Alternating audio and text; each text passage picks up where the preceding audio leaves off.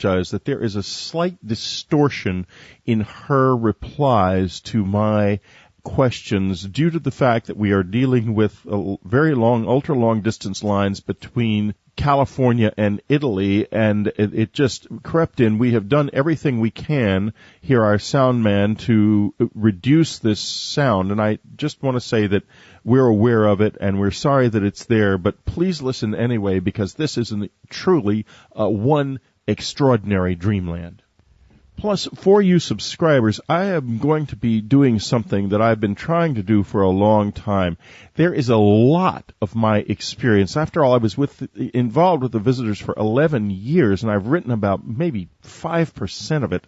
There is a lot that is beginning to come back to me in a strange way. I read a lot of your emails, especially the ones that are describing experiences, and there seem to be sparking memories in me that I haven't really ever addressed before. But when I remember them, they seem perfectly clear, but I don't remember them on a day-to-day basis. And I've written them down in emails to some of you, sending them back and describing my own experiences.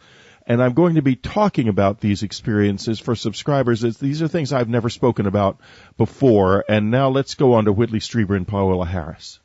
Well, there have been some exciting developments in the UFO world in the past few days in Milan, and a remarkable sighting. We have Paola Harris on the line from Italy. Paola started her work in the UFO field by working for J. Allen Hynek, no less, and has been a reporter and journalist in this field ever since. She has a great website, paolaharris.it for Italy. Paola is in Italy. That's paolaharris.it. She has a book out on her website, and which is available from the unknowncountry.com store and also through Amazon, Connecting the Dots. It is interviews with the top people in the field, an exploration of just what it's all about, and that's what we're going to be talking about today. Also, later, we're going to be talking about Paola's work with Charles Hall. As you know, Charles Hall has been of great interest to everyone on Dreamland because we have interviewed him, and we recently had that remarkable subscriber interview with Glynis Mackay from Australia, who, without knowing anything about Charles Hall, turned out to have been involved for years with what seemed to be the same being. So very exciting stuff ahead. Now, Paola, let's start with a sort of an overview of what's going on in Europe, because I know there's been a flotilla over Spain, like appeared over Mexico, and now what I consider possibly, and you also have said, one of the potentially very important event, 6 hours of UFOs hanging over Milan. Yeah, this is a really big story in that we haven't had a sighting like this in a long time, and it was on Saturday night, which was the 6th of February, and it was from 11 o'clock at night until 5 in the morning, and first they were 5 points of light, and then they came closer, and they were in a horizontal position. And what happened is that the people in that area called the police right away. They called the fire department. They called the airport, which was the closest. It's Linate Airport, to ask what was happening because they'd never seen a phenomenon like this. Now, those 5 lights change colors and shapes. So they were 5 lights in a horizontal position changing colors and shapes. And the irony is that the press and the media covers this a lot more openly in Europe, Whitley. The press came, and the pictures that I sent you of these lights and the changing shapes were taken by a kind of the on-site photographer. He's like our Associated Press photographer. So here is the press photographing UFOs. They're not calling them that. They're just calling them unusual lights. Here is the airport saying that they're not on the radar, so they're not going to scramble anything that's not on the radar. They're not going to scramble any jets. And here are a set of lights everybody's watching for a long period of time. It was an incredible phenomenon reported by 3 newspapers and 2 television channels. that statement, not on the radar, is important because, of course, the debunkers were saying they were weather balloons. Weather balloons are coded so that they will show up on radar. Yeah, the debunkers are saying they're weather balloons, but they don't change shapes, and also weather balloons have to be lit from the sun or some light source in order to reflect. I mean, everybody knows they don't reflect at night. These weren't reflecting dully; they were actually shining, weren't they? They were shining and moving and changing colors. In fact, the testimony that we have, and we'll have his word-for-word testimony next week, talks about this particular young man talks about they're changing color from red to green to orange, and I don't think weather balloons do that. No, they're not lately. We have that set of photographs that you sent us up on our website. So, folks, if you go to unknowncountry.com, just look in the. I guess it'll probably be archived now. It may be up on the main page. I don't know. But you can look at the story we ran about this, and we ran it immediately because I felt it was a very important sighting. Paola, can you tell us, has there been anything further? Is this sort of it? No, because all the agencies, everybody is curious, and we're sure somebody did some video footage, and it was there long enough. We want to get the video footage. So a lot of the investigators are going to Milan to see if we can find video footage of this phenomenon. And then a researcher like me, Whitley, is trying to figure it out because it reminds me a lot of the Phoenix Lights. And I'm doing some stories on the Phoenix Lights and have some original film footage from this summer. And those things appear over South Mountain also. And in the same case over here near Sky Harbor Airport, and it's like the same thing. It's like nobody knows what to do. Everybody's looking at them. They're almost tired of photographing them. And they're just there. So I'm, as a researcher, trying to figure out what that means. I mean, they're just there, and they're there for a long period of time. And you had mentioned the flotilla in Spain. That was in Madrid. Just a minute, Paola. For our listeners' sake, but let's just talk a little bit about flotillas in general first, and sort of set this up. Tell us a little bit about the flotillas that first appeared in Mexico and what they looked like. Okay, now I'm very close to Jaime Maussan, who's the journalist that really disseminates this information the best. He has the best film footage ever, so for your listeners, if they go on Jaime Maussan's website, just Mexican flotillas, they'll see them. They look like, in the case of Mexico City, we're dealing with 200 white circles. They're just white circles. They look like balloons, but they move in a formation. They move all together, and there's usually one that is pulsating and brighter than the others. And over Milano, there was also one that was brighter than the others. It wasn't pulsating. It was brighter than the others. And the flotillas of Mexico City is an ongoing phenomenon. Jaime has film footage from 2004, usually January, February, and March of 2004 over at Mexico City. And film footage is incredible. So there's something going on in Mexico City. And so this year, on January 5th, a flotilla of about 20 UFOs went over Madrid, and that has been reported on Frank Warren's site. Frank Warren has a blogspot site, and there's a photograph of that from this year that look very much like the flotillas of Mexico. They're not birds. They definitely are not balloons. They move in a formation, an intelligent formation.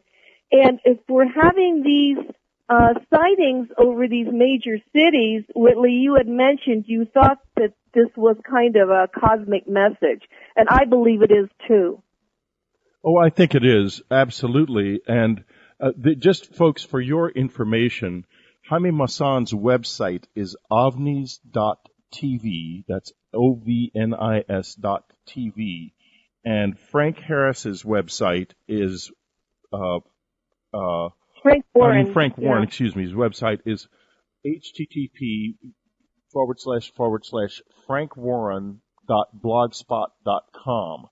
And there you will find a photograph of the very lovely Paola Harris, as well as more description of what's going on in Italy. Now let's go on to this, the significance, because these things in the past, when there have been extraordinary UFO events, they have had a significance. Paola, could you tell us a little bit about what your studies indicate that significance might be? Well, for the most part, UFO sightings are usually over either military or nuclear bases, where there's where there are nuclear missiles or there are nuclear devices. I mean, they're not just in the middle of nowhere for no reason. So I feel that, first of all, if you try to correlate some of the world events that are happening right now, we have a tremendous amount of tension here in Europe.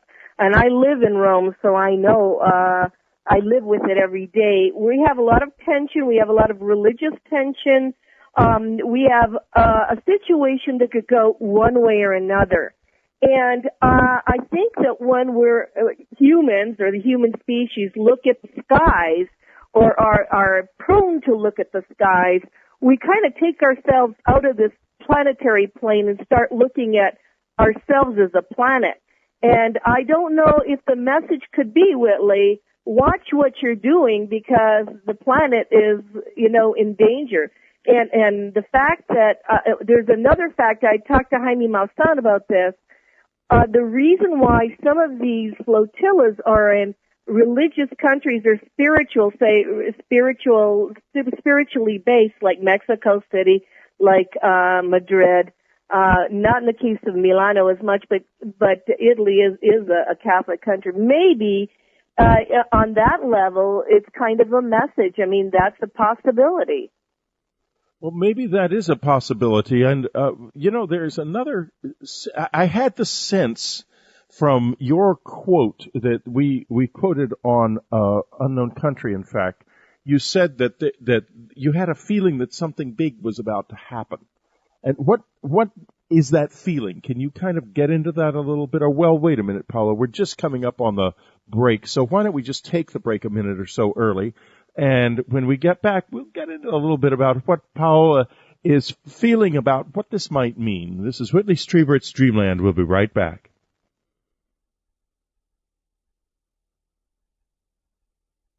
This is Whitley Strieber, it's Dreamland. We're back talking to Paola Harris, her website, paolaharris.it. That's paolaharris.it. She is a very prominent Italian UFO researcher. We are talking right now about the extraordinary sighting that took place in Milan a few days ago. 6 hours UFOs hung over the city.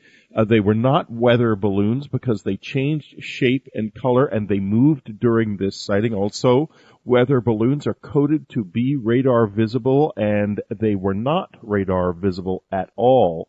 So it's an extraordinary sighting, 6 hours over a major city. Paola, do you have a sense that they may have been trying to tell us something even more immediate, perhaps that they might represent some great event about to take place? Well, I don't get the sense that there's going to be a mass world sighting unless we have a mass world war. I mean, I have a feeling that I've been told, and I've talked to a lot of contactees, that if we get to a point where we're going to self-destruct the whole entire planet, that there will be intervention. So that's a possibility. And I hate to think that we're going in that route, but certainly things are not stable on a world level if your listeners are watching television at all, and it's very bad over here. There's a lot of tension. And so I think that the sighting being near an airport, and it is near an airport, and Phoenix also, it's near an airport, it's, what you're looking at is a situation where, you ask yourself, what's happening? The photographer said he didn't know how to handle it. Nobody knew what to do. They didn't scramble planes because they're not on the radar. But so then we have to look at it on another level. We have to look at it on a kind of an esoteric level. The debunkers are out there, though, Whitley. I mean, they're going to be saying there's light effects and all kinds of things. Going back to what might happen, I have a feeling it's going to be a political event more than a UFO event. When you say there's a lot of tension in Italy, it's true here too. I've noticed on the internet, for example, there's just a constant undertone of basically hoaxes and fake predictions of doom. There was a guy called Super Bowl Sam. We had the U.S. Big football game here recently, and he was saying there was going to be an atomic bomb blown off in the Super Bowl by the government in order to mimic a terrorist attack. Of course, it didn't happen. Now there's another guy out there saying that that Israel and the United States are going to drop atom bombs on Iran in March. Probably won't happen either. And it's just one thing like that after another. There's a feeling, I would say, of kind of disquiet that's causing these people to come out of the woodwork. And, in the past, for example, over Japan in 1743, and it could have been a different date, but in any case, there was a protracted series of UFO sightings that caused riots, and eventually the government collapsed. And of course, in those days, there were no weather balloons. So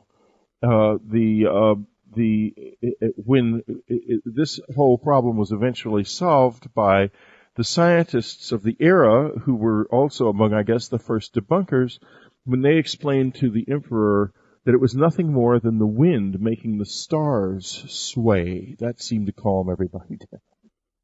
So, well, I think that people are more sensitized, don't you, today in 2006 about sightings, and I think that everybody that was present there, and I wish I was present there, are probably saying, "What's happening? What's going on? What are they doing?" Now, the tension that we have here is more with the situation with the Danish cartoons, the Muslim cartoons that the Muslim world is protesting, and our news just showed that the attacks on the Danish embassy and the Norwegian embassy.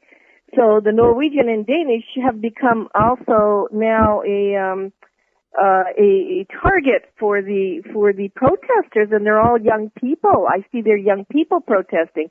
So the tension, if you want to know what the tension is, it's getting worse and worse as far as the young people in London and in Iraq just going after these embassies for those cartoons. It could be just a way of escalating a tension situation. Since there's tension, and since there's the sighting, and since I'm always looking at political events because I'm a journalist, I'm attaching that together, Whitley, but it could also mean that if we look at the UFO phenomenon and disclosure, that maybe whatever is visiting us, whatever visitors we have, are a little tired about our dragging our feet with disclosure. Well, that could be true. Because there's never the whole Western world. There are very few countries in the world, Chile being one, and I believe Peru another, which are even slightly open-minded about this. Most countries are like the United States. Some are even worse. But I know that Jaime, as much as has occurred in Mexico, as much video as there has been, and as effective, incredibly effective communicator that Jaime has been, there is still this level of resistance. And I've lived with it too, and I come from that. I was... Before I had my close encounter, I would have laughed in your face when you claimed that these were really UFOs. I have to be honest with you.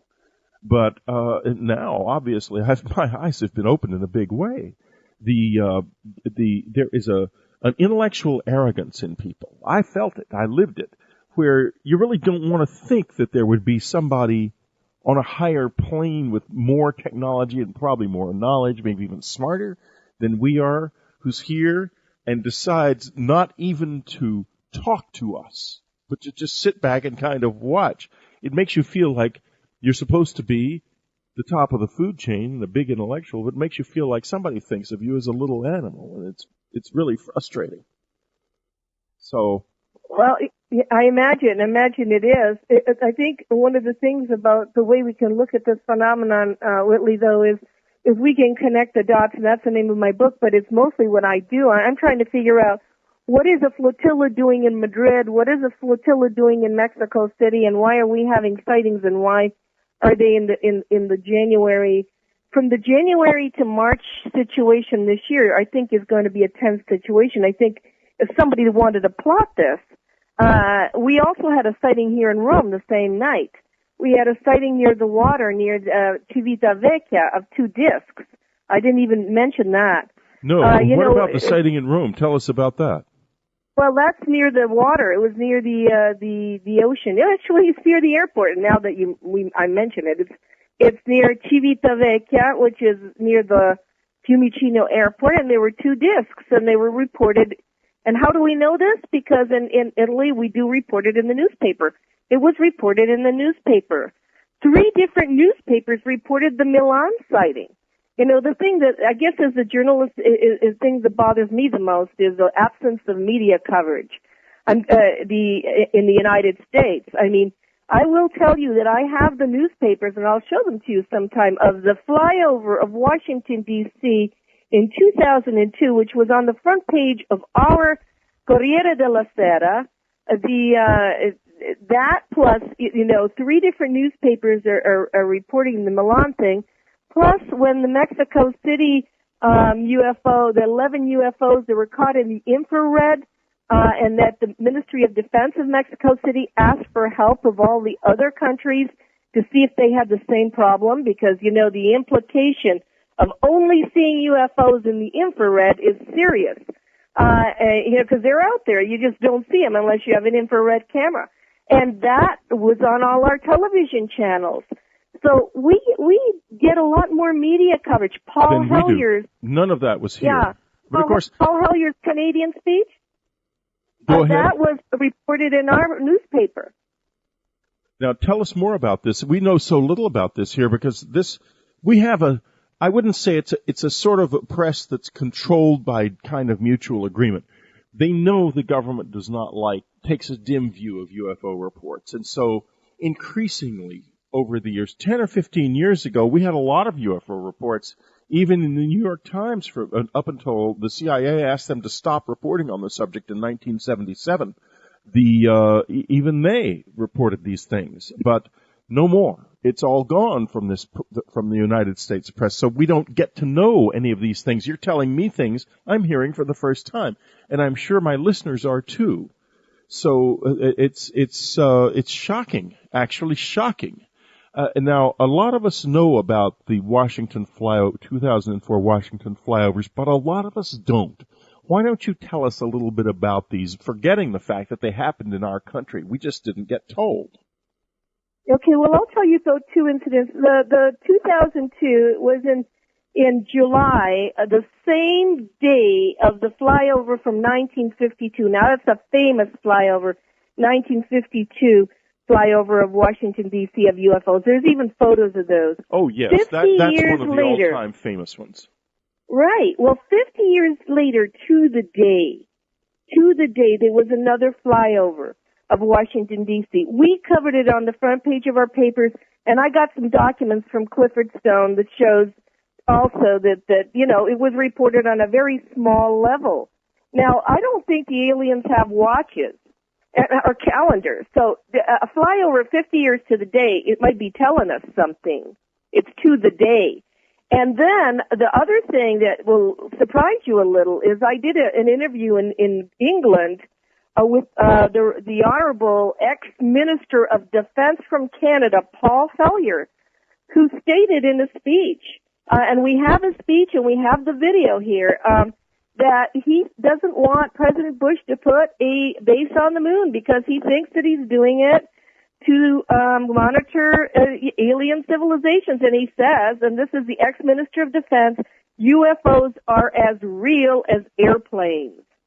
Now, this is not just somebody off the street. So Paul Hellyer's courage to come out with that went all over the world. I mean, I did 2 or 3 interviews on his speech because I was supposed to be at that conference where he spoke in Toronto. So, these are things that were covered in the Italian newspaper. It was covered in the Stampa of Torino. Now, Torino's where the Olympics are. So maybe you might start, looking at that. I mean, the Olympics start pretty soon. Milano's near Torino. So maybe these world events or these looking at, the positioning, the 50 years to the day, if somebody was doing a serious study, they could really connect these dots. Well, oddly enough, I was trying to find something on the internet about the July 2002 flyover, and one of the things I found was a diary entry written by my wife Anne on July the 22nd.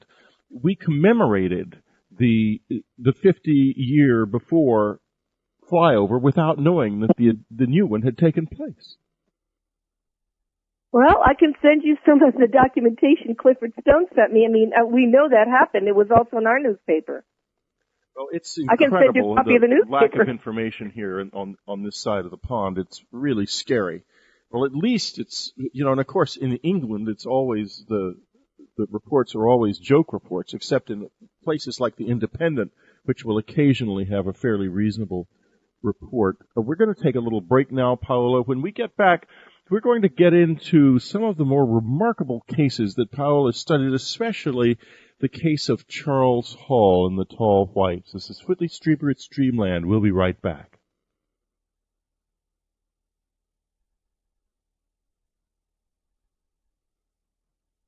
This is Whitley Strieber. It's Dreamland. We're talking to Paola Harris. Her website, paolaharris.it. That's for Italy.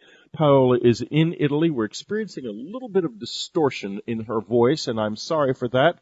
But unfortunately, sometimes these calls to very distant places are just like that, and there's nothing we can do about it. In any case, please bear with us. Paola Harris also has a book, Connecting the Dots, a book about a UFO, a group of UFO, the greatest, in fact, UFO investigators, and asking them what they think is going on. Now, Paola, one of the most remarkable stories I have ever heard is the story of Charles Hall. Charles Hall, who was a weather observer at Nellis Air Force Base and came into contact with beings he calls the Tall Whites.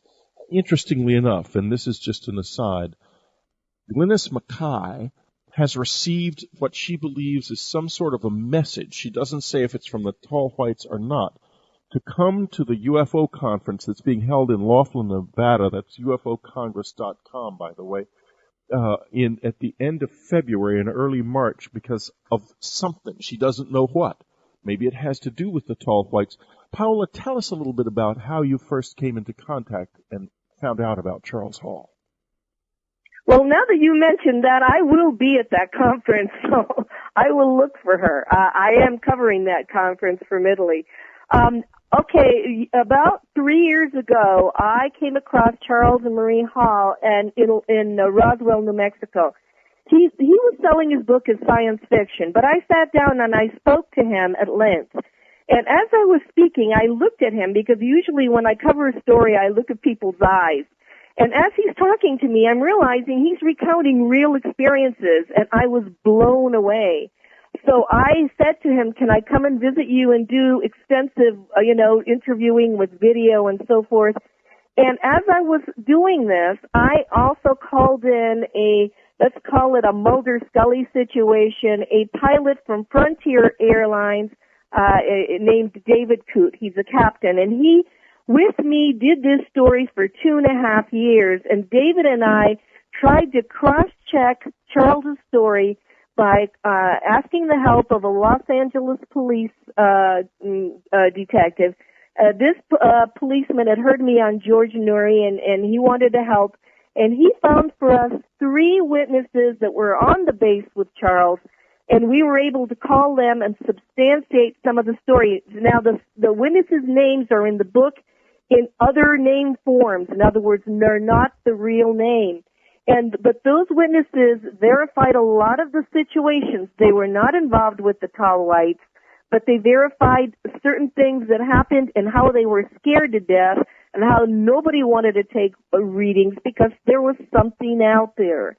Then David Coote and I flew Charles Hall to the Indian Springs area. We spent 2 days with him out there videotaping him, and we have done a DVD of that videotape with Charles recounting the story. That's on my website. So as he's walking around and showing us what happened and where, not on the base, but just outside, because, you know, the tall whites used to walk across the street near the there's an ice cream parlor there, and there's also a casino. He explained as they would walk into the town. We were right there, and what I did was watch him recount a real-life situation. Now, I'm so happy I did it with another researcher, Whitley, because I thought I was going crazy hearing this. Well, I can imagine that. Now, let's get back to the substantiation you received from the other people. Exactly what did they tell you? Well, one of the people that that we called was one of the people in Charles's book that had taken the crowbar and hit the tall white little boy. And now, tell us a little bit more about this, because we don't know this story at all. Tell us. You don't know the story. There were 3 books, and some of the No, I mean, we know about Charles Hall, but we don't know the specific story about the tall white child being hit. There's so many of them. Well, some of the people who were stationed out there couldn't handle the actual interaction with these beings because they were a little different. I mean, they were white skin and almond-shaped blue eyes and very transparent hair and very skinny, very, very thin. So and they had children, and this is what was blowing my mind. This story dealt with children, and I hardly ever encountered that. But anyway, in one of the storylines that he's got there, one of the men who was freaked out by seeing a tall white child took a crowbar and threw it at the child, and the tall whites in retaliation were going to kill him. I mean, he threw it at the child and broke his arm. And in the book, Charles says that their bones take years to heal because they're very, very fragile. So this was a case where it was an accident, and the generals on the base, because these beings dealt with the generals, I mean, there were a lot of military upper level of people that were interacting with these whites, and this is 1965, remember. They kind of begged off that they would not do anything to this one Air Force gentleman. And so when we called him, we asked him if he had ever remembered. You're saying you talked to the person who threw the crowbar. Yeah, we had to. I'm not going to bring out a story unless I talk to at least 3 or 4 people that are on the base with him. So we tracked him down after 40 years thanks to the LAPD. It's like, we tracked some of these people down. David and I did a very, very good job on this story. I would have never brought this story out. Now, what did he say? Well, he said he remembers that this is what his words were now, Whitley, so try to understand. He says, oh, yeah, I remember that situation. He said, I threw a crowbar at a white rabbit. A white rabbit? That's what he said? He called it a white rabbit. Yep. How fascinating. A white rabbit. That's all. He remembered all the other situations about playing cards with Charles, about being freaked out about something being out there, about the rumors that there were aliens out there, about the flyovers. They were craft around. And when we asked him about the crowbar incident, he answered, I remember that. I remember throwing it at a white rabbit.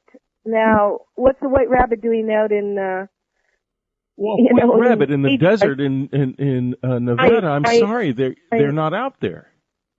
No, what that is a screen memory of a situation. Of course, he was given a screen memory of, but he verified it. I have it. We have that testimony, as we have other testimony. And these people, these witnesses, didn't want to be mentioned, but no. We have them, and we did it. We checked it out. For me, what was important was actually taking Charles to the Indian Springs area and doing the DVD that we did. Well, tell us about that, because you can get the DVD. It's shipped from right here in Boulder, Colorado, folks. You can get it on our website, paolaharris.it. It doesn't ship from Italy, and it's only $20. Probably well worth your time and money. I'm certainly going to get one. But go ahead, Paola. So I'll send you one, because actually you can see Charles when he's talking, and you can see that he's remembering the incidents, and he remembers them exactly. I mean, I know Charles for 2.5 years. He hasn't changed one word.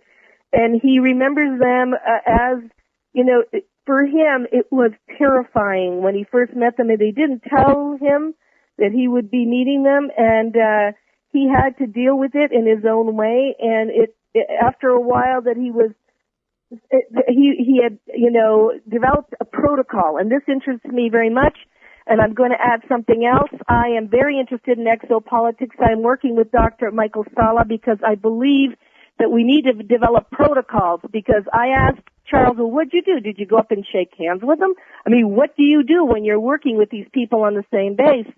And he said, no, you stand very still, he said. And he said that he had to stand still, and when the kids came around, he had to be very careful not to raise his voice if they would touch something they weren't supposed to or whatever.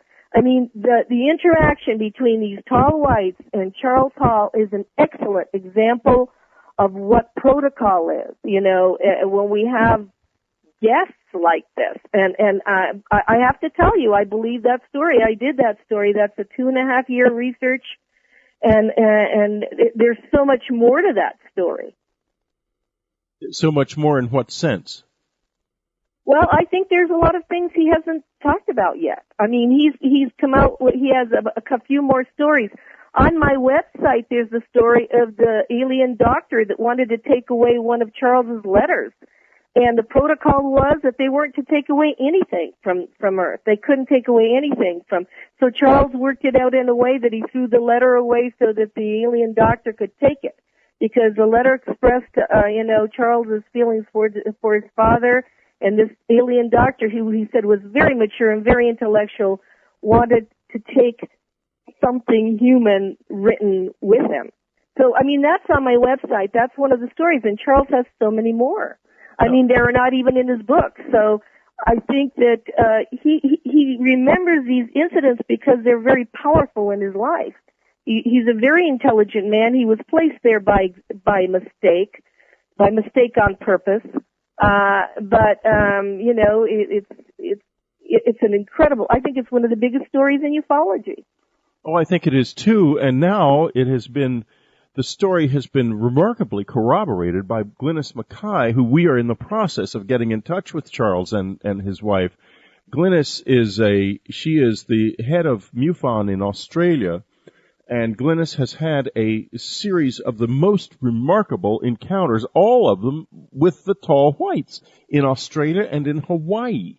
And it sort of sheds light, a little bit more light, on why they are here. As those of you who are subscribers to our website know from listening to her story, what happened, one of the many things that happened was she was dying of cancer in 1968, and was approached by one of these tall whites and told to go to a certain house where she would receive a cure. And she did, and the man knew she was coming. There were other people in the place getting healed in different ways. And then as she and her mother-in-law, who had accompanied her, left, the man said, look up as you leave, and you will see corroboration. You will see confirmation that this is real. And they looked up, and there were 2 silver discs in the sky, which a few moments later flew away. 6 weeks after that, she was declared free of cancer and no longer in danger. It's not the only kind of healing thing that has happened, and one begins to wonder in a larger sense, could the tall whites be here with some sort of a message, or why are they here? Well, in Charles's case, first of all, they lived to be 800 years old, so if you can fathom that and digest that, that's pretty heavy. He said they had been here during the presidency of Monroe, so we're talking about they were watching the people going across the prairie, and their base was in the desert because of the type of life they live. I mean, they live in apartments in the mountains. I mean, in the darkness. And the thing is that, yeah, if they've been visiting, they told Charles this was a way station. Well, a way station, it's a way station between planets. You stop somewhere. And it was a sanctioned way station, And the amazing part about the Charles Hall story, is the children they brought with them. Because his book has all the things the children did and how the children expressed themselves and, how they were looking at him painting by numbers and doing all these things that children probably bored stiff on the base. When we get back, we got to take a little break, Paola, but when we get back, we're going to talk about the children. Were they born here, and does that make them aliens? And we're going to start to talk a little bit about exopolitics. This is Whitley Strieber. It's Dreamland. We'll be right back.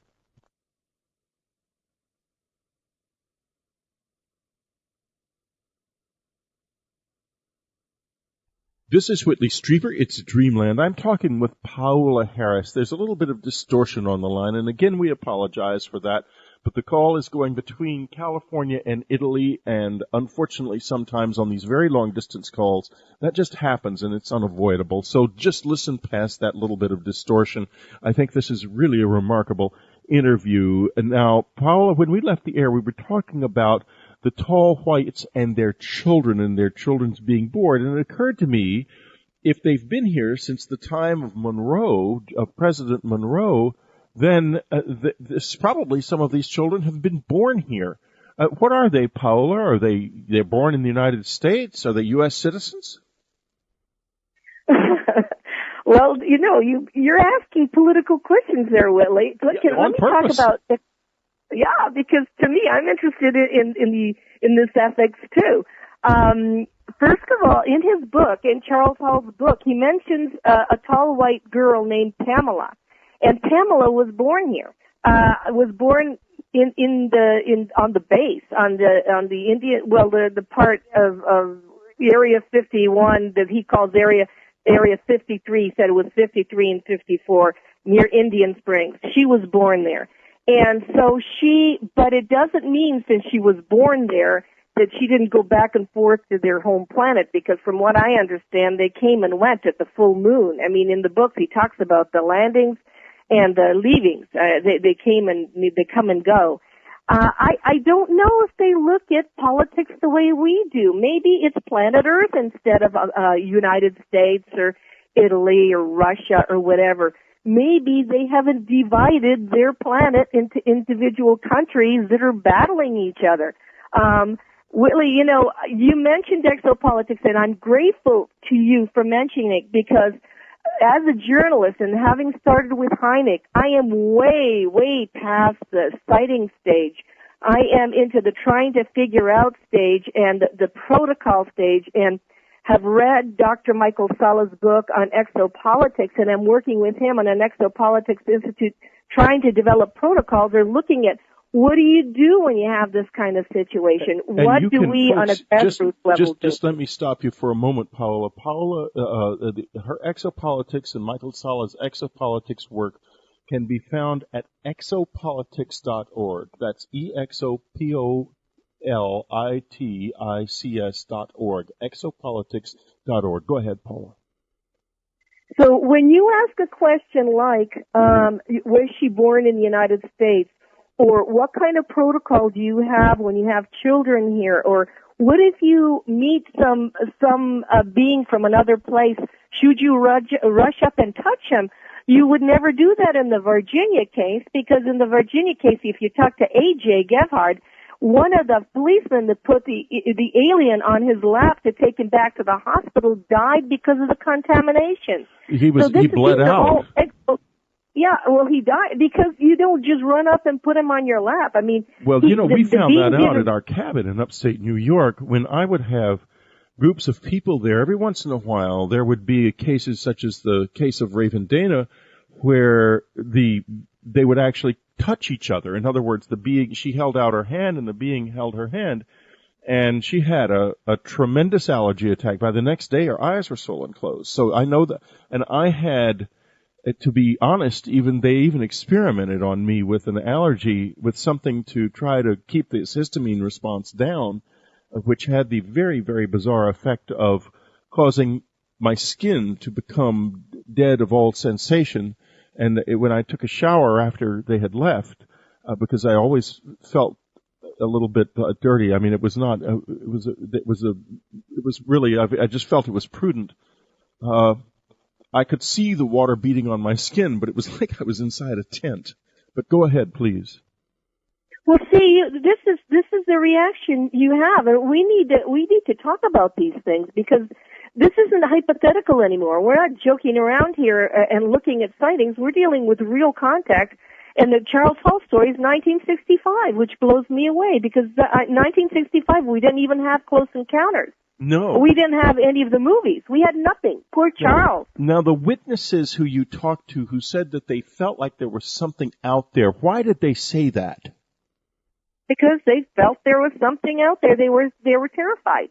They said out in the that, hills above Nellis. Yes, in the hills above Nellis. They said that they knew that the weather observers refused to take the weather readings and they would just fake it. They would call them in and just fake the readings. Charles is like this. I mean, if you meet him, he's like this. He's very particular. Charles took every single solitary weather report. He went out there at 4 a.m. and at 6 a.m, and he went out there and did it. But when he did that, he put himself in a situation where he had no choice but to have a close encounter with not only the children and the teacher, these are the people that he talks about in the book, but the guards, and one of the guards named Range 4 Harry. Range 4 Harry, in those days they used to wear suits, these aliens, to kind of float above the ground, and these suits from far away would have these sparks that looked like, radioactive sparks. And so everything, Paola, just to stop for a moment, speaking of the suits that they wore, do you know that a group of Indian scientists from India, just in September, witnessed something moving above the ground in the Himalayas in a suit, just like you are describing? Quite a large number of them, and of course this isn't reported anywhere, but I think we have a story about that this week in our unknowncountry.com newsletter. So folks, if you sign up for our free newsletter, you won't get spammed, but you will get stories like this. In any case, this has been seen elsewhere in the world just very recently, but go ahead. Well, if you want to touch the Himalayas, I have a witness here who lives right near one of the particular mountains of the Himalayas and sees the UFOs go in and out of the Himalayas constantly. India has all kinds of sightings. But going back to the actual suit, what we're dealing with is in the 60s they were wearing these suits and that was what they would be seeing in the desert. So there's all kinds of myths around that, and the people that we talked to said that the myth of Range 4 Harry was something they talked about all the time because it was a ghost. For them, they were ghosts because they didn't actually stay out there and do the readings the way Charles did. Charles did what he was supposed to. And Charles had the encounter, but also Charles passed a certain intelligence test before he even went into the Air Force. He was one of the highest scorers, so somebody in the Pentagon, somebody in the Air Force knew they were placing Charles there. And I mean, if you look at the way the whole thing came about, they figured Charles could handle it, and since it's a protocol situation, because he said there was an ambassador, and then there was a bird colonel with him, then Charles was somebody that could handle it. Charles was someone that could deal with the situation. He was the token human. Charles himself calls himself Charles the Gorilla. Because the kids couldn't see any other kids. I mean, they could only see Charles and they could see him doing things. Even though I have talked to Wendell Stevens and he has some cases of tall whites getting on a school bus with kids, or a bus, not necessarily a school bus, out of Indian Springs.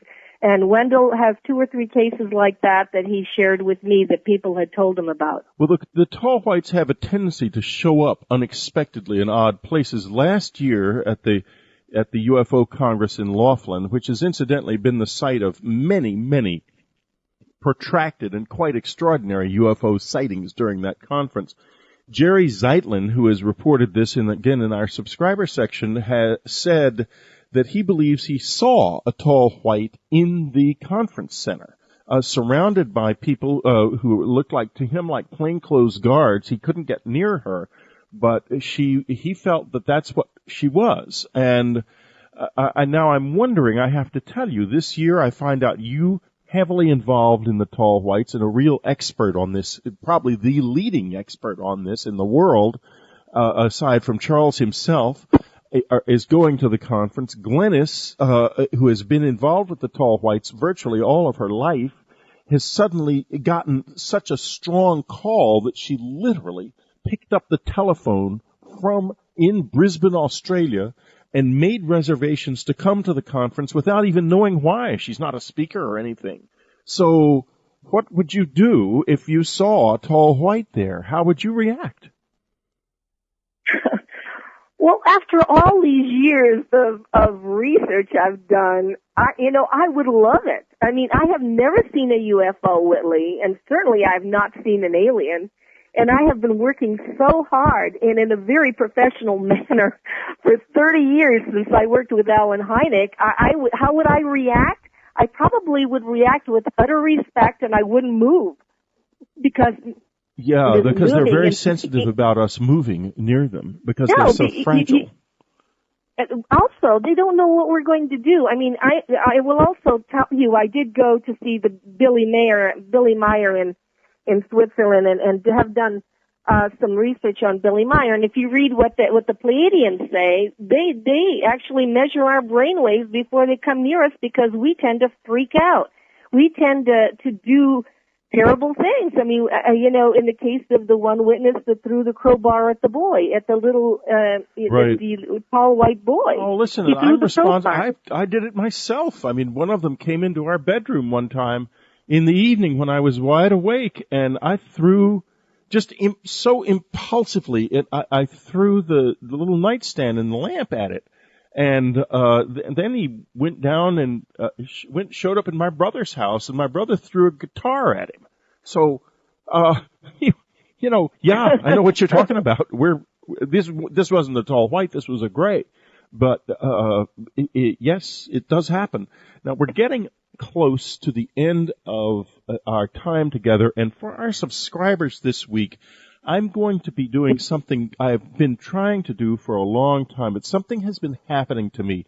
You heard Paola mention earlier that one of the witnesses remembered throwing the crowbar at a white rabbit, a mysterious, obvious screen memory. Well, I get asked questions, and people send me letters by the thousands on the internet, and for some reason, some of these letters have been sparking responses from me where I've described to the people events I don't remember until I actually sit down and write the email, like a screen memory suddenly lifts because of something they said in their email. And I'm going to be reading some of those responses and discussing them and trying to get a little deeper into the parts of my own experience that remain hidden even from me in the subscriber section this week.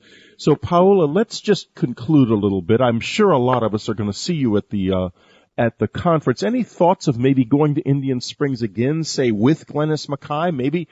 Well, yeah, now that you've told me, but I'd like to meet Glennis. I don't know her story. Maybe I could email her if you could send me her email. Sure, I'll send you her email address right away. Oh. And I think Ann and I are going to be at the conference for a couple of days on Friday and Saturday, not as speakers, but basically we're responding to Glennis's call because we feel it means something. Maybe it won't amount to a thing. I don't know, but I'll tell you this. Well, Go ahead. Yeah, I'd be glad. Oh, I've been there for 2 days already. I mean, I've already been to that area. So, I'd be glad to go and it's very unusual. I'm not a speaker either, Whitley, but I am accompanying my boss who is, I write for Area 51 magazine. It's Maurizio Baiada. He's speaking on Colonel Philip Corso, who was here in Italy twice.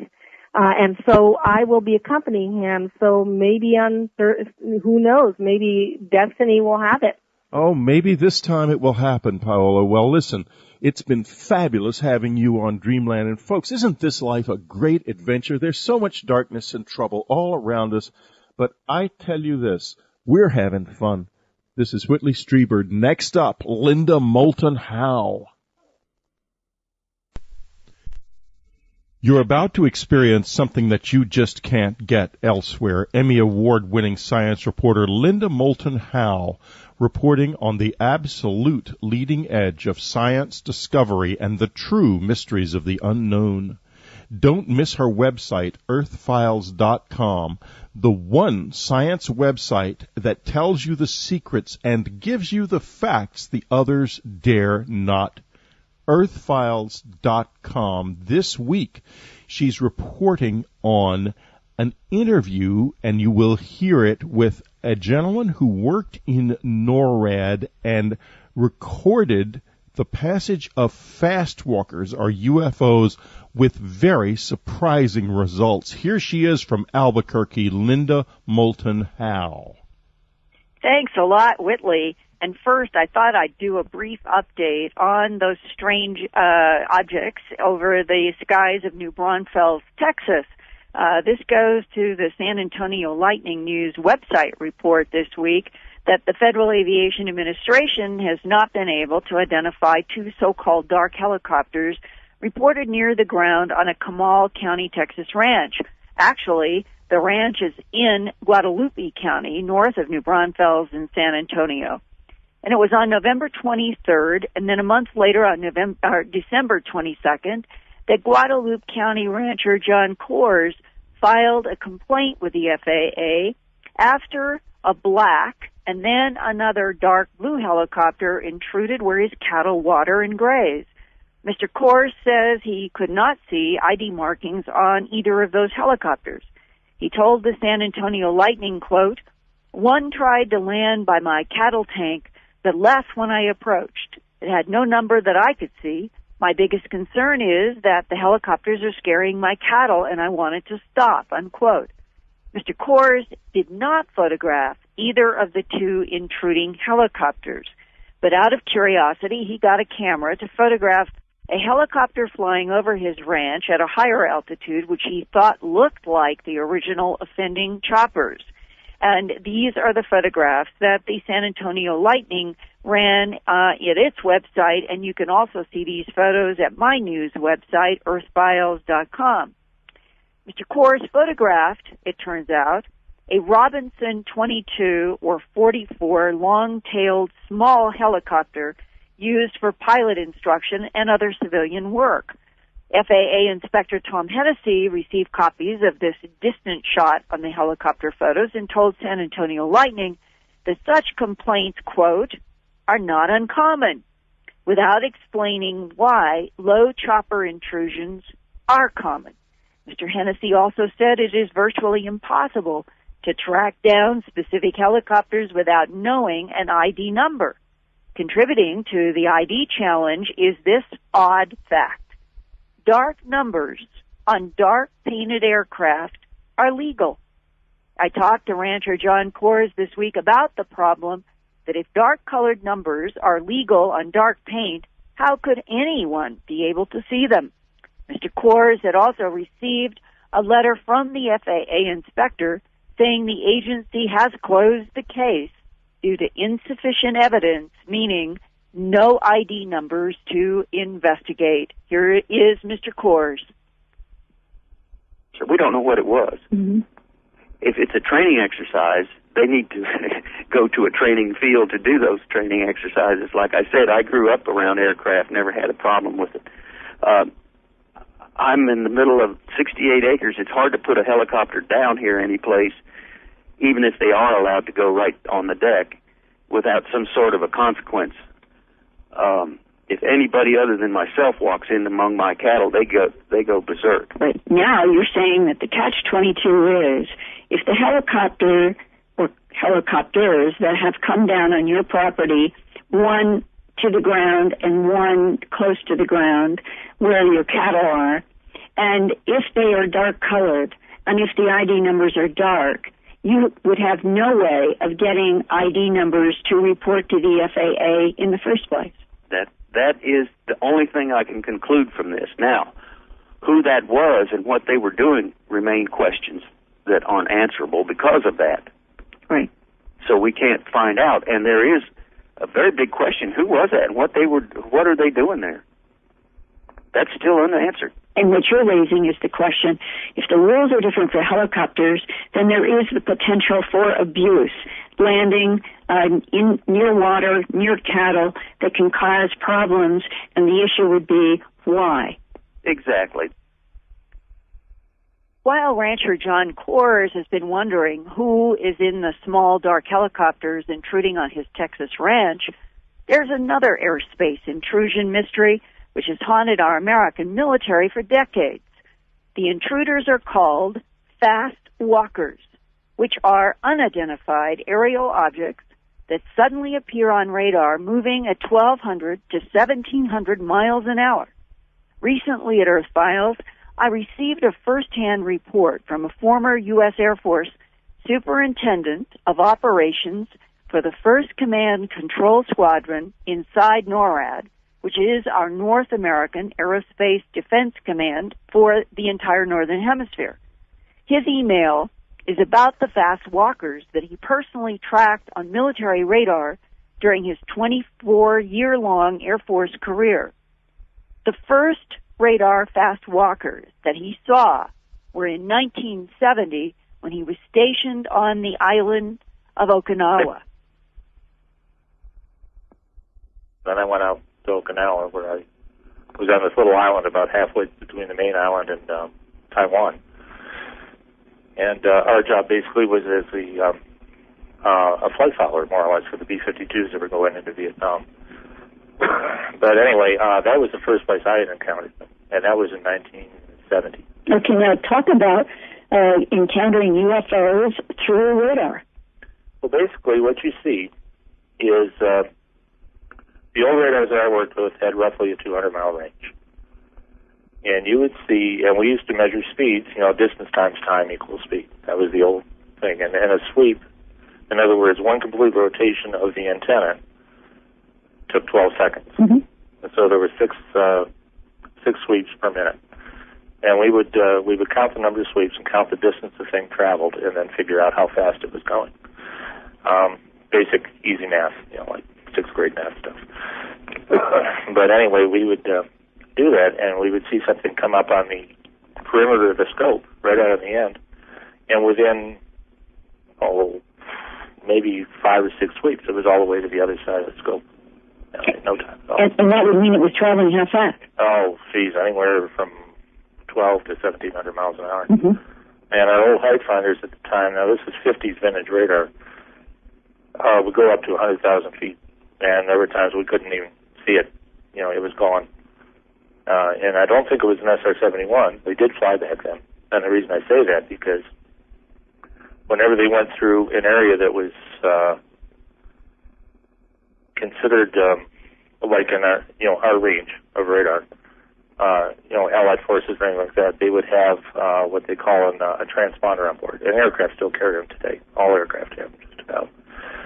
And that sends out a signal saying, this is me and this is who I am, by code. It's got like a 4-digit code. And we would read that code and we'd say, oh yeah, that's flight so-and-so going to wherever they went. And but these things didn't squawk anything. They didn't broadcast any kind of a code or anything. They would just appear. Mm-hmm. And then they'd be gone, like I said, anywhere from 4 to maybe half a dozen sweeps they'd be already across the scope. So your first radar blips that were related to UFOs was in the 1970s. How did your superior officers explain them to you at the time? Well, they said it was probably just, it was either weather phenomenon or it was an SR-71 or something to that effect. They very much just explained it away. And did you guys accept that? Well, at the time I was only 19, so who knew any better? Mm-hmm. Well, what about as your career evolved and you saw more anomalies on radar? Well, as the career evolved, I got more knowledgeable of radar, understood it better, also understood better the physics behind it. So when something like that would come up, we'd say, well, or at least I would say to myself, well, no, yeah, you can say that's weather, but I know what weather looks like, and that's not weather. Mm-hmm. This type of thing. So, I kind of knew better. But on the other hand, I didn't know. It might have been research and development aircraft, for all I knew. Mm-hmm. I didn't know. I honestly did not know what it was. Well, talk about the experience that you related briefly in your email concerning Men in Black. Oh, I don't know if that's what they really call themselves, but we would be in the Missile Warning Center. Missile Warning Center is a very interesting place. We used to do line checks there. In other words, we would pick up the phone and push the button to talk to the distant end, and make sure the line worked. And this is inside of Cheyenne Mountain, inside of NORAD. Yes, and we would call, for example, a radar site or a satellite facility that tracked, missile data and this type of thing. And we would call at the beginning of each shift, to make sure all the lines worked, to make sure we knew what we were dealing with. That was standard procedure. But it was one of those places where if the phone rang, we didn't know if it was just a line check or if it was World War III, if it was the middle of a shift. It was just one of those things. It was a very intense area to work. Basically, what would happen there is we would get what appeared to be a missile launch out of nowhere. Places that missiles shouldn't have been, like the middle of the Atlantic, for example, or the middle of the Pacific, or off of the equator, or could be anywhere. And we would see this and we would track it, and we treated all launches the same. It didn't matter if it was a space shuttle or a Soviet launch out of Terradan. It didn't make any difference. We would treat them all the same because it would be practice for us. So we always worked it. And anyway, we would see one of these things come up out of the middle of nowhere, and we'd log it all down, and we'd run the normal data sequences and all this, and present it to the forward users, as in, Department of Defense, Port Richey, Maryland, the White House, the Pentagon, all the people up there. Well, every once in a while, these guys would come in civilian clothes, and they'd say, well, we'd like to see your logbook. And, of course, we'd have to turn everything over to them. And, we give them all the tapes and all the teletypes and everything that came through, because at the time we still used teletype back then. And we give it all to them, and they disappear. Did they ever show you any ID about who they were? No, not to me. And I was the crew chief at the time. I was not the person in charge. I was the crew chief. In other words, I was the head enlisted guy. And would somebody call you and say, these men are going to come, they will not be named, they will not be wearing badges, they will not have to ID themselves, but they are going to take your radar data? I never received a call like that, but I don't know if our officer in charge did, or his second. How normal is it in the military to have people in black suits show up and be able to take everything without some clearance? Well, we all had access badges, and those access badges had numbers printed on them that you were allowed to go into and allowed to obtain data from. Everything is a need-to-know basis in the military. Well, these guys would come in, because we would examine everybody's badge before they come in the door. Well, these guys had nothing blacked out on their badges. All the numbers were exposed, so they could go anywhere. And, I guess I really don't know if anybody was called and told that we were going to get a visit from them or not.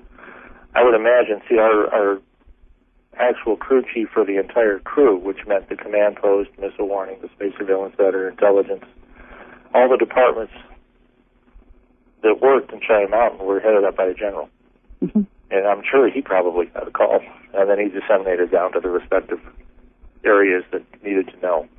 And you and I would just assume that anybody who was able to come into Cheyenne Mountain and walk into your office where you had classified radar information, and that they could share this badge with these numbers, that they would then have the need to know, and you'd hand it to them without question. As far as I knew, yes. Were you ever debriefed by anyone about these unidentifieds being something extraterrestrial, interplanetary, or any words like that used? No, they didn't actually say that. What they would do is come back anywhere from a few minutes to a few hours later with our logbook. And the logbook, if it was something that was pertinent, they needed to have not known, that tape would disappear. It would come out of the logbook. And they come back and they say, here you go, and they say, you look at us and basically say something like, by the way, guys, you didn't see anything, or this launch didn't exist, or something to that effect. And we just say, okay, whatever it takes. Well, how would that make you feel? Well, that's, in the field I was in, you just accept it, because I had a top secret clearance, as everybody did in there. Our phone number was classified. We couldn't even answer. If we got an outside call in, it would go through the NORAD operator and then be piped into us. we couldn't even answer the phone missile warning center. We had to answer it with the 4-digit number that our extension was. Mm-hmm. It was one of those kind of things. And so if somebody said, you didn't see anything, we'd say, okay, we didn't see anything. You know, that's simple. And you didn't question it. You didn't ask about it. That's just the way it was. But did you think about it? Well, of course you think about it. And what did you think could explain these men taking all this radar data and then telling you that nothing happened? My crew, at least. And I can't speak, there were 5 crews, but I can speak for my crew. We would dig into the books, and we'd try to figure out if it was actually a radar anomaly of some sort, which one it originated from. If it was a satellite anomaly, we'd try to figure out which one it originated from, and we would try to get down to the bottom of it and try to figure out what was going on. And some were anomalies. They turned out to actually be anomalies, and other ones weren't. Mm-hmm. What was the most anomalous case you can remember? I would say just the extremely fast-moving and high objects. Occasionally, we would get a launch out of the, like say, out of the Pacific or the Atlantic or something. Where nothing would be to launch anything. Well, as far as we knew. See, that's the whole thing. And what is your own thinking today about the phrase extraterrestrial biological entity that's come up in leaked government documents? Lieutenant Colonel Philip J. Corso of the Army wrote in his book The Day After Roswell, before he died, that he had first-hand knowledge of back engineering of extraterrestrial technology. Oh, I don't doubt it's there. I have no doubt in my mind that there are, extraterrestrials out there. After I posted this source's original email at Earth Files, I received the following response from another knowledgeable viewer, quote, I wanted to write you and verify one of the military email messages that you posted on your website entitled, quote, U.S. Air Force radar, vertically rising fast walkers. What this person wrote about his time in the NORAD Missile Warning Center is definitely true. From 1983 to 1987, I was an enlisted Air Force computer maintenance tech at Cheyenne Mountain, and from 1987 to 1988, I worked in a part of the automated intelligence upgrade program at NORAD. I had a top-secret STI clearance and was one of a very few techs allowed in every part of the complex. I frequently worked in the Missile Warning Center and have experienced the very thing that he described, down to the visits and the instructions that came with the visits, meaning men in black. It got to be a pretty regular thing. I also had access to the command post, space operations, intel, SPADOC, and other very sensitive areas. What he mentioned is just the tip of the iceberg, unquote. Highly strange aerial anomalies are as common now as they were in previous decades. And this week, I also received a fascinating report from a microwave tower technician working right now between Southern California and Yuma, Arizona. This week, on February 8th, he sent me the following email with a drawing of what he saw around 11 p.m. Arizona time on Tuesday evening, February 7th, on Interstate 8, about 13 miles west of Yuma on the California side of the border. As I read excerpts from this email, I am hoping that Dreamland listeners might have some more information about this extraordinary aerial sighting. And this is now a quote. I was driving to a microwave tower site in the mountains between Yuma, Arizona, and southeastern California, and I saw something that I have never seen before. I estimated from my Atlas map that a large military installation was around 10 to 12 miles away from my vehicle and directly in front of me at the time on the road that I was traveling. It was totally dark outside due to the late hour. Suddenly, there was what appeared to be several huge, and I mean really huge, fluorescent white beams of light. They were all of the same length and spaced evenly apart, coming down at about a 45-degree angle out of the sky. The fixed-length beams of bright white light appeared to come out of blackness, probably from at least a couple of thousand feet in the atmosphere, and in a reasonably slow pace made their way to the ground. There are mountains or hills in a way, so I could not see the destination. The lights reminded me of the Luxor in Las Vegas. Only the thickness, length, and brightness of the Luxor lights is a pittance compared to what I saw. There were only about 7 or 8 of these light beams, lasting a total of about 20 to 30 seconds, and then they stopped. After contemplating these lights and their slow downward slide, they appeared to be some kind of guiding lights. I just know that they were absolutely huge, thick, and bright, and were most certainly a technological phenomenon, not a natural one. The size of these lights and the distance they traveled, as if down a tight cable, easily dwarfed the size of 500 to 1,000-foot communication towers.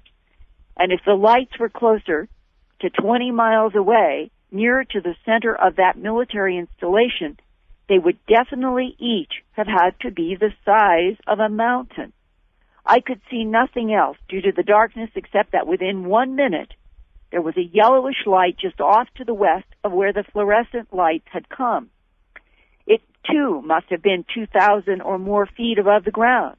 I thought it must be some kind of flare light, except it did not move in any trajectory. It appeared to be perfectly still. It lit up in a pattern and was not white, but a yellowish orange. Another tech that I met at the site had seen this yellowish orange light before, but had never seen the white tubular beams. Do you have any idea what I might have seen, or do you think this is some type of technology that the public has not been told about? Now, I have his drawing. To the best of his ability, he's on the road, and he did this through a computer from one of his draft sketch marks of what it is that he saw in the sky. It's quite unusual. And we have been able, through maps, to find that the area, which is north of Brawley, California, and not far from where he saw these extraordinary and disconnected beams of light, must be the Chocolate Mountain Aerial Gunnery Range, which takes up 387,000 acres north of Brawley. And the question is, Whitley, what in the world would be the technology that would generate these kinds of light tubes in the sky in 2006, when the only piece of research in all of my memory over the last 26 years that would come close to this was in the 70s at Fort Stewart in Savannah, Georgia. That was an amazing UFO event, and there was a husband and wife in the military who watched what they said was a truncated beam of light coming out of a disk. I'm not saying these are one and the same, but this is truly, truly strange. Well, Linda, it is. It's extremely strange. And the whole story is, as usual, I mean, we learned to expect you to come up with some very strange but highly credible stories.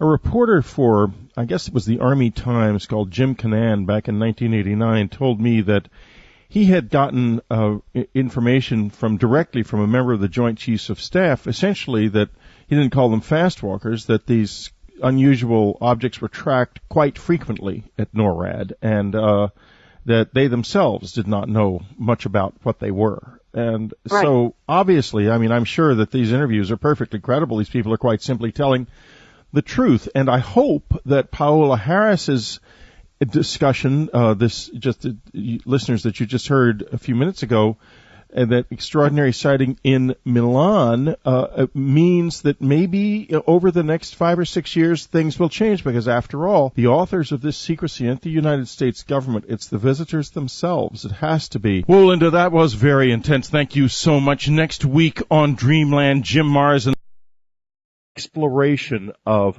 just what it's all about, and that's what we're going to be talking about today. Also later, we're going to be talking about Paola's work with Charles Hall. As you know, Charles Hall has been of great interest to everyone on Dreamland because we have interviewed him, and we recently had that remarkable subscriber interview with Glynis Mackay from Australia, who, without knowing anything about Charles Hall, turned out to have been involved for years with what seemed to be the same being. So very exciting stuff ahead. Now, Paola, let's start with a sort of an overview of what's going on in Europe, because I know there's been a flotilla over Spain, like appeared over Mexico, and now what I consider possibly, and you also have said, one of the a potentially very important event, 6 hours of UFOs hanging over Milan. Yeah, this is a really big story in that we haven't had a sighting like this in a long time, and it was on Saturday night, which was the 6th of of February, and it was from 11 o'clock at night until 5 in the morning, and first they were 5 points of light, and then they came closer, and they were in a horizontal position. And what happened is that the people in that area called the police right away. They called the fire department. They called the airport, which was the closest. It's Leonate Airport, to ask what was happening because they'd never seen a phenomenon like this. Now, those 5 lights change colors and shapes. So they were 5 lights in a horizontal position changing colors and shapes. And the irony is that the press and the media covers this a lot more openly in Europe, Whitley. The press came, and the pictures that I sent you of these lights and the changing shapes were taken by a kind of the on-site photographer. He's like our Associated Press photographer. So here is the press photographing UFOs. They're not calling them that. They're just calling them unusual lights. Here is the airport saying that they're not on the radar, so they're not going to scramble anything that's not on the radar. They're not going to scramble any jets. And here are a set of lights everybody's watching for a long period of time. It was an incredible phenomenon reported by 3 newspapers and 2 television channels. That statement, not on the radar, is important because, of course, the debunkers were saying they were weather balloons. Weather balloons are coded so that they will show up on radar. Yeah, the debunkers are saying they're weather balloons, but they don't change shapes, and also weather balloons have to be lit from the sun or some light source in order to reflect. I mean, everybody knows they don't reflect at night. These weren't reflecting dully. They were actually shining, weren't they? They were shining and moving and changing colors. In fact, the testimony that we have, and we'll have his word-for-word testimony next week, talks about, this particular young man talks about they're changing color from red to green to orange. And I don't think weather balloons do that. No, they're not lately. We have that set of photographs that you sent us up on our website. So, folks, if you go to unknowncountry.com, just look in I guess it'll probably be archived now, or it may be up on the main page. I don't know, but you can look at the story we ran about this, and we ran it immediately because I felt it was a very important sighting. Paola, can you tell us? Has there been anything further? Is this sort of it?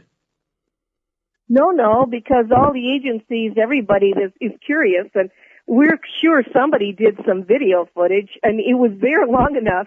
We want to get the video footage. So a lot of the investigators are going to Milan to see if we can find video footage of this phenomenon. And then about 20 UFOs went over Madrid, and that has been reported on Frank Warren's site. Frank Warren has a blogspot site, and there's a photograph of that from this year that look very much like the flotillas of Mexico. They're not birds. They definitely are not balloons. They move in a formation, an intelligent formation. And if we're having these sightings over these major cities, Whitley, you had mentioned you thought that this was kind of a cosmic message, and I believe it is too. Oh, I think it is, absolutely. And just, folks, for your information, Jaime Maussan's website is ovnis.tv. That's OVNIS.tv. And Frank Harris's website is Frank Warren. Excuse me. His website is http://frankwarren.blogspot.com. And there you will find a photograph of the very lovely Paola Harris, as well as more description of what's going on in Italy. Now let's go on to this, the significance, because these things in the past, when there have been extraordinary UFO events, they have had a significance. Paola, could you tell us a little bit about what your studies indicate that significance might be? Well, for the most part, UFO sightings are usually over either military or nuclear bases, where there's where there are nuclear missiles or there are nuclear devices. I mean, they're not just in the middle of nowhere for no reason. So I feel that, first of all, if you try to correlate some of the world events that are happening right now, we have a tremendous amount of tension here in Europe. And I live in Rome, so I know, I live with it every day. We have a lot of tension. We have a lot of religious tension. We have a researcher like me, Whitley, is trying to figure it out because it reminds me a lot of the Phoenix Lights. And I'm doing some stories on the Phoenix Lights and have some original film footage from this summer. And those things appear over South Mountain also. And in the same case over here near Sky Harbor Airport. And it's like the same thing. It's like nobody knows what to do. Everybody's looking at them. They're almost tired of photographing them. And they're just there. So I'm, as a researcher, trying to figure out what that means. I mean, they're just there, and they're there for a long period of time. And you had mentioned the flotilla in Spain. That was in Madrid. Just a minute, Paola. For our listeners' sake, but let's just talk a little bit about flotillas in general first, and right. Sort of set this up. Tell us a little bit about the flotillas that first appeared in Mexico and what they looked like. Okay, now I'm very close to Jaime Maussan, who's the journalist that really disseminates this information the best.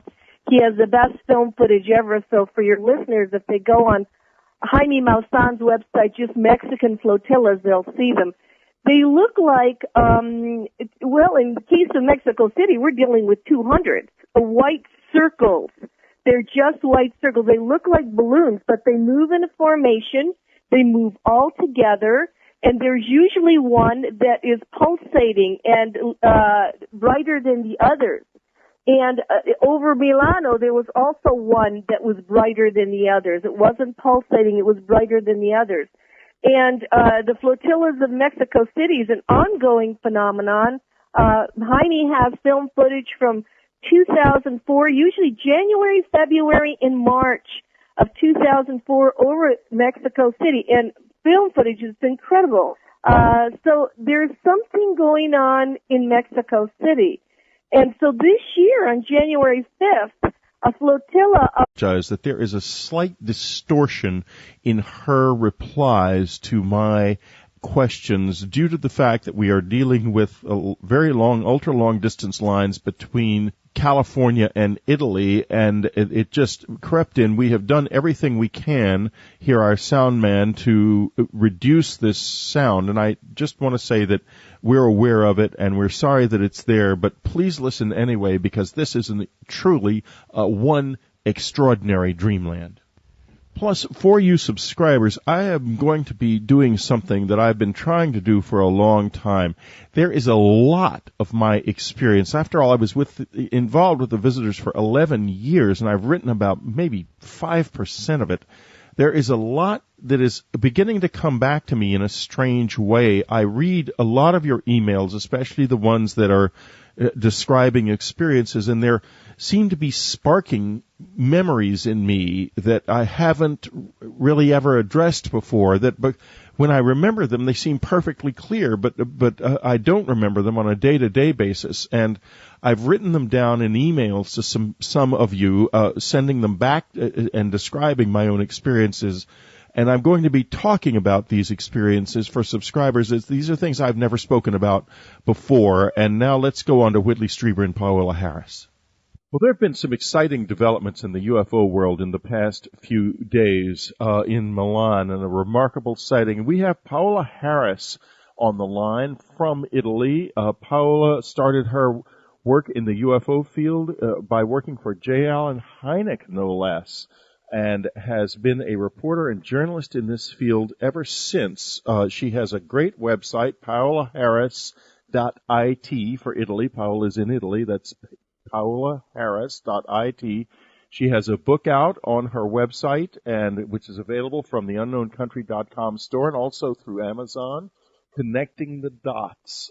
It is interviews with the top people in the field, an